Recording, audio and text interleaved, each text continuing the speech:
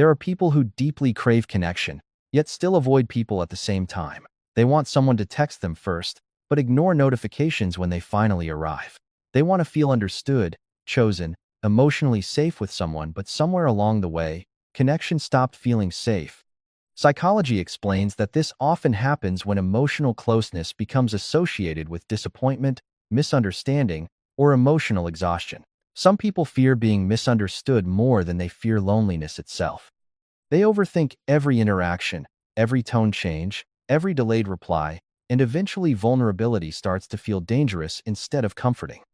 So, instead of risking disappointment, they stay distant even when they secretly want closeness. Others learned too early that they had to handle everything alone. They stopped asking for help, stopped expecting emotional support, and slowly convinced themselves that depending on people only leads to disappointment. So now, even when they struggle, they say I'm fine because relying on others feels unfamiliar. Some people avoid relationships because they no longer want shallow connections. Small talk drains them. Fake energy exhausts them. They don't want attention from everyone. They want depth, honesty, and emotional safety.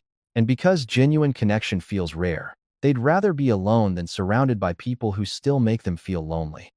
Psychology also shows that highly observant people often become socially exhausted faster because their mind constantly analyzes human behavior. They notice energy shifts, forced smiles, awkward pauses, and subtle changes others ignore. One uncomfortable interaction can replay in their mind for days. So eventually, avoiding people feels emotionally easier than constantly overthinking social situations. At the same time, many of these people secretly wish someone would understand them without needing a long explanation. They want someone to notice their silence, their emotional distance, or their exhaustion without being forced to put everything into words.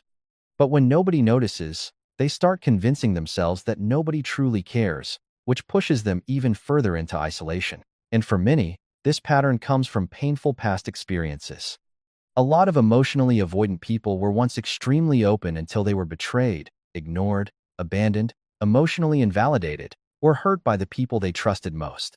After enough emotional pain, the brain starts associating closeness with danger. So now, they crave connection carefully. They want love, friendship, and understanding, but they also expect disappointment at the same time. That's why they sometimes pull away the moment things start feeling real. Not because they don't care, but because part of them is already preparing for loss before it even happens.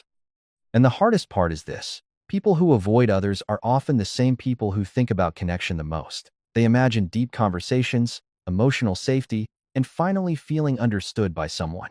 But fear, overthinking, and emotional self-protection keep getting in the way.